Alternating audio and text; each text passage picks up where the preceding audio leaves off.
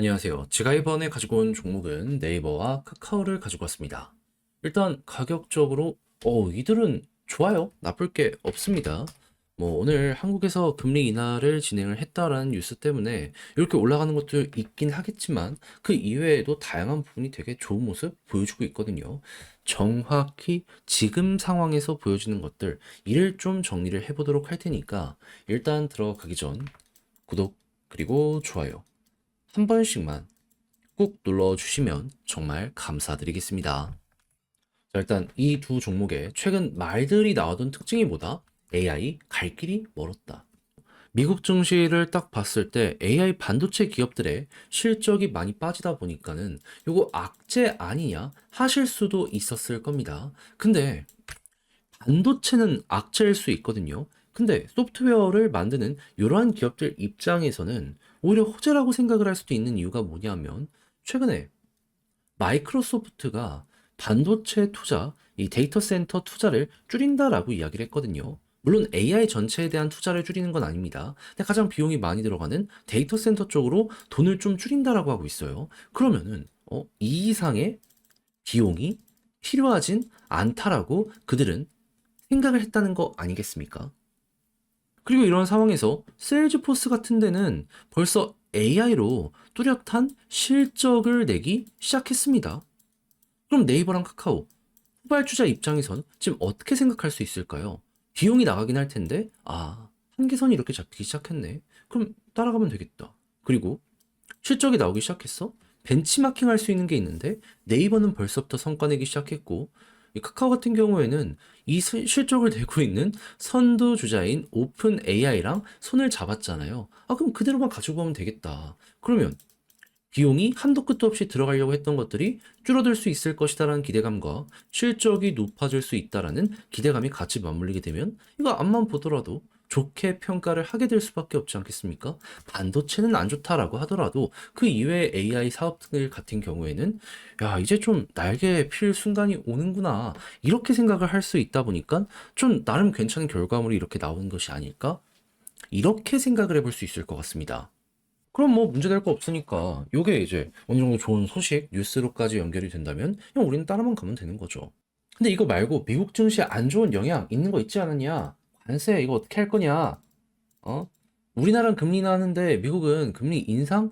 이건 아니더라도 고금리 유지할 수도 있는 거 아니냐 하시는데 여기에 대해서 지금 어떤 상황이 나오는지 이것도 추가적으로 말씀드리면 일단 얘네는 성장주라 유동성, 저금리가 굉장히 중요하잖아요. 근데 이번에 관세를 그대로 미국에서 매긴다라고 하는 부분들 때문에 시장에서 어느 정도 충격이 가긴 했습니다. 실제로 이 물가가 올라가는데 이게 큰 역할을 하게 될 수밖에 없겠죠. 근데 관세만 있는 게 아니라 지금 미국이 불법 이민 잡으려는 모습도 보여주고 있죠. 근데 막 저렴한 일자리들 있잖아요. 싼 가격으로 처리해야 되는 일자리들. 근데 이런 것들 이 사람들 가니까는 지금 일들이 사람을 못 구하고 있어요. 그러면 어떻게 될까요? 인건비도 올라가요. 이게 지금 둘 쪽으로 쇼크로 지금 오고 있거나 올 예정이다라고 보시면 됩니다. 그래서 요게 진행이 되고 여기서 이제 끝이 나게 된다면은 그러면 카카오 네이버 입장에서는 최악의 순간이 왔다라고 생각을 하면서 이제 조정 또 나올 수 있겠네라고 봐야 되거든요. 근데 미국이 바보입니까? 이거 대응할 준비도 안 하고 있게. 지금 미국이 하는 게 뭡니까? 트럼프, 일론 머스크한테 권한 줘가지고 도지 운영해서 정부 효율화, 재정 지출 줄이고 있잖아요. 미국의 이 인플레에서 가장 큰 요인을 차지했던 것 중에 하나가 재정 지출이 너무 심하니까는 요거 감당 못하니까 계속 물가가 올라갔던 것도 있었거든요. 근데 그거 계속 줄여나가게 되면은 일단 안정세 첫 번째 호재네 생각할 수 있는 거 있을 것이고 두 번째 같은 경우에는 에너지 가격을 떨궈 가지고 지금 물가를 잡으려는 모습도 보여주고 있단 말이죠. 근데 타겟을 어디로 잡고 있다? 이란. 그러니까 이란의 원유 요거 판매를 완전히 죽여버려가지고 여기도 이제 경쟁 국가들이 있을 거 아니에요. 얘기하는 거죠. 너희가 이거 먹어. 근데 생산하는 국가로는 이 점유율을 다 확보할 수는 없을 거 아니에요. 그럼 어떻게 되겠습니까? 증설해야죠.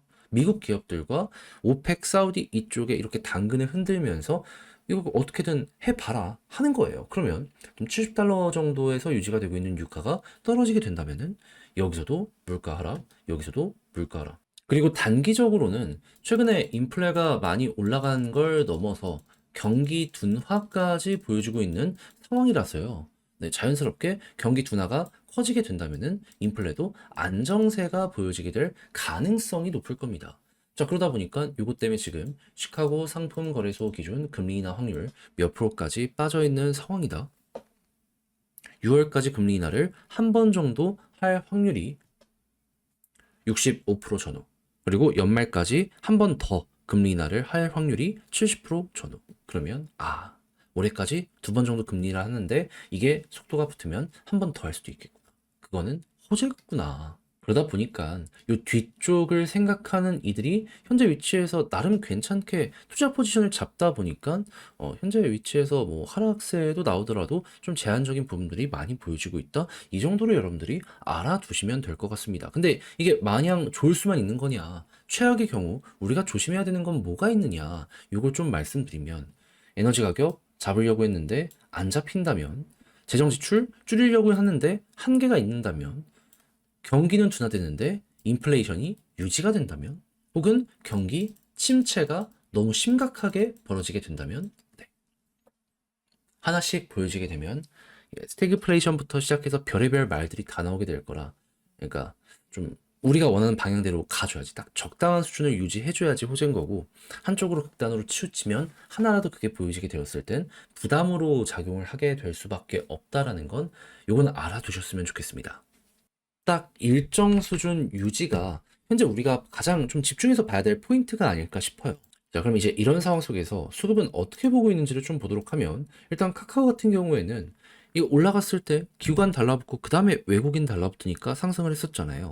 근데 기관 달라붙다가 조금 조용합니다. 그러면 여기서 바닥권이 잡힐 가능성은 높지만 당장의 상승은 좀 시간이 필요하다. 카카오는 보시면 될 것 같고 네이버는 외국인 계속 삽니다. 그렇다는 얘기는 뭐다? 그냥 힘이 살아있다. 기관 들어오면 그때 이제 급등 나오겠구나. 항상 그 순서였잖아요. 외국인이 자리 잡고 기관 들어왔을 때 올라가고 외국인 자리 잡고 기관 들어왔을 때 올라가고 여기서 또 한 번 이는 예상을 해두시는 것도 괜찮을 것 같습니다. 그런 다음에 지지라인 같은 경우에는 카카오는 그냥 뭐 이 아래까지 떨어져도 상관이 없긴 한데 베스트는 여기 121선 위 그리고 올라갔을 때에는 여기 21선 돌파하면 변동 한번 나오는 거 생각을 하면서 이쪽에 매물대 있는 거 조심을 해야 된다. 정말 오랫동안 말씀드리고 있잖아요. 요 아래까지는 수월한데 이 위쪽에서는 또 힘들다. 그런데 만약에 여기를 돌파하면서 여기 고점이 딱 뚫리는 모습이 보여지게 된다면 그러면 오랜 시간 동안 우하향을 하던 추세가 여기에서 전환이 된다라고 생각을 하면서 힘이 꽤 좋아질 수도 있다는 것도 한번 예상을 해보시면 좋겠습니다. 그리고 네이버 같은 경우에는 올라가게 되었을 때 박스권 상단 돌파한지 보시고 그대로 위쪽에서 버티는 모습이 보여지게 된다면 위에 매도 물량이라고 할 게 딱히 없잖아요. 그러면 27만 원까지는 금방 훅 갔다가 여기도 수화가 끝나면 훅 간다.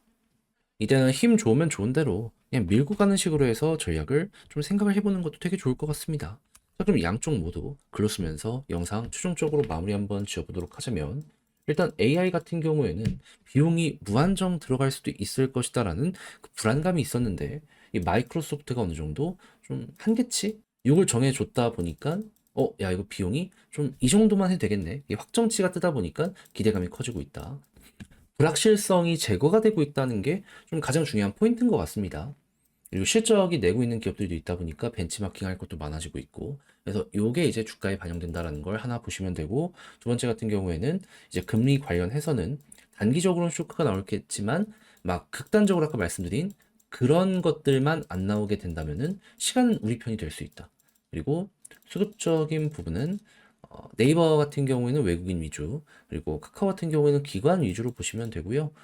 그리고 올라간다라고 했을 땐 네이버 같은 경우에는 그냥 박스권 상단 돌파 언제 하는지 요거 위주로 보시면 되고 카카오 같은 경우에는 위에 있는 매물대 아래까지는 또 수월함 보여지게 되겠지만 그 이상대에는 조금 저항에 맞닥뜨릴 수 있다는 걸 감안을 하시면서 지금부터 보시면 이 역시 괜찮을 것 같습니다. 자, 이렇게 해서 보면 좋을 것들 쭉 한번 봤는데 어떻게 여러분들께 도움이 되었을지 모르겠어요. 잘 보셨으면 구독과 좋아요 제가 열심히 준비한 만큼 꾹 한번 눌러주시면 정말 감사드리겠고요. 전 다음에 더 좋은 영상으로 다시 인사를 드리겠다라고 말씀드리며 주식 정리해드리는 주정남이었습니다. 남은 시간 화이팅 하시고요. 그럼 전 내일 다시 뵙도록 할게요.